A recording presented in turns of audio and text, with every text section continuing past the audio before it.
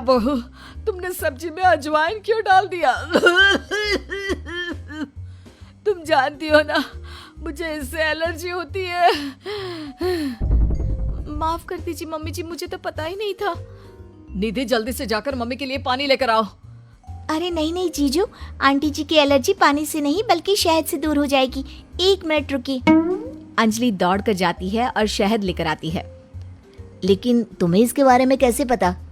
बस ऐसे ही। आंटी जी ये लीजिए, जल्दी से 1 चम्मच शहद खा लीजिए। अब देखिए थोड़ी देर में आप ठीक हो जाएंगी। तुमने तो एक बार फिर से मम्मी जी की जान बचा ली अंजलि, वरना मैंने तो आज बहुत बड़ी गलती कर दी थी। थैंक यू अंजलि बेटा, तुम तो वाकई में बहुत अच्छी लड़की हो। सबकी मदद भी करती हो और तुम्हें तो कितनी अच्छी नॉलेज है कि एलर्जी होने पर क्या खाना चाहिए। वाकई में तुम बहुत इंटेलिजेंट लड़की हो Anjali. Thank you so much.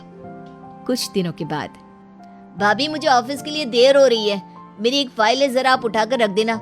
मैं शाम को आकर आपसे वापस मांग लूंगा। और जरा ध्यान से रखना, बहुत इंपॉर्टेंट फाइल है। ठीक है अमित, मैं आपकी फाइल अच्छे से संभाल कर रखूंगी। अमित के जाने के बाद, देखो अंजलि, ये अमित के ऑफिस की एक बहुत इंपॉर्टेंट फाइल है। मैं जानबूझकर इसे कहीं पर छिपा दूंगी और तुम्हें बता दूंगी कि ये फाइल कहाँ रखी है। बस जैसे ही वो मुझसे फाइल ढूंढने के लिए कहेगा, तुम फाइल झटपट ढूंढ कर ले आना और उसे दे देना। वाह दीदी, मुझे इस घर की बहू बनाने के लिए आप कितनी मेहनत कर रही हैं। शाम के वक्त, भाभी मैंने आपको एक फाइल संभाल कर रखने को दी थी, प्लीज जरा वापस दे दीजिए ना। मुझे एक प्रेजेंटेशन बनाना है। निधि उस फाइल को ढूंढने का नाटक करती है। क्या करूं देवर जी, आपकी फाइल मिल नहीं रही मुझे। अरे भाभी ये आप क्या कह रही हैं? अगर वो फाइल नहीं मिली तो मेरा प्रमोशन नहीं होगा।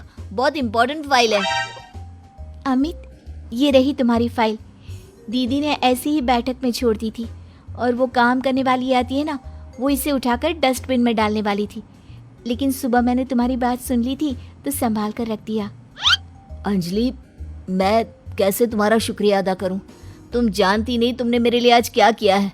अगर ये फाइल खो जाती ना तो मेरा बहुत बड़ा नुकसान हो जाता। देवर जी, मैं तो आपसे पहले से कह रही थी, मेरी बहन अंजलि बहुत अच्छी है। वाकई में बहुत समझदार और इंटेलिजेंट लड़की हो तुम। हमारे फैमिली के लिए कितना कुछ कर रही हो। पहले मम्मी को बचा लिया और आज मेरी फाइल। अगले दिन, मुझे लगता है कि अमित भी अंजलि को धीरे धीरे पसंद करने लगा है। तुमने फिर से वही कहानी कहना शुरू कर दिया। मैंने कहा ना, अंजलि की शादी अमित से हम नहीं करवाना चाहते।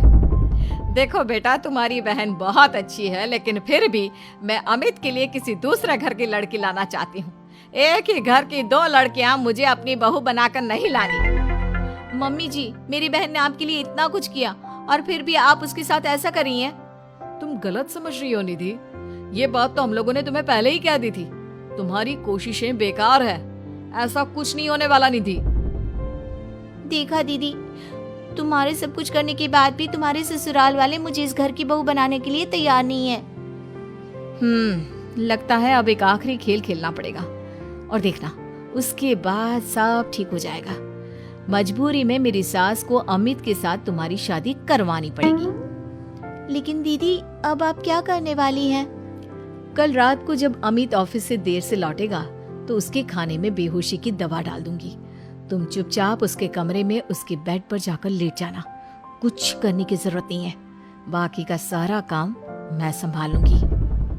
निधि और अंजलि मिलकर अमित को फंसाने का प्लान बनाते हैं। दोनों अमित के खाने में बेहोशी की दवाई डाल देते हैं। भाभी, बड़े जोरों की भूख लगी है। दीदी तो सो गई है, आपके लिए खाना मैं लगा देती हूँ। हाँ हाँ बिल्कुल। वैसे रात काफी हो गई है, तुम सोई क्यों नहीं? मैं तुम्हारा इंतजार कर रही थी। सोचा तुम ऑफिस से लौट कर आओगी, खाना कौन देगा, बस इसीलिए। तुम कितनी अच्छी हो अंजलि, सबका कितना ख्याल रखती हो। थोड़ी देर के बाद खाना खाकर अमित गहरी नींद में सो जाता है और अपने प्लान के हिसाब से अंजलि उसके पास जाकर लेट जाती है। अगली सुबह, मम्मी जी ये देखिए, अमित मेरी बहन अंजलि से कितना प्यार करता है और कल रात को तो उन दोनों के बीच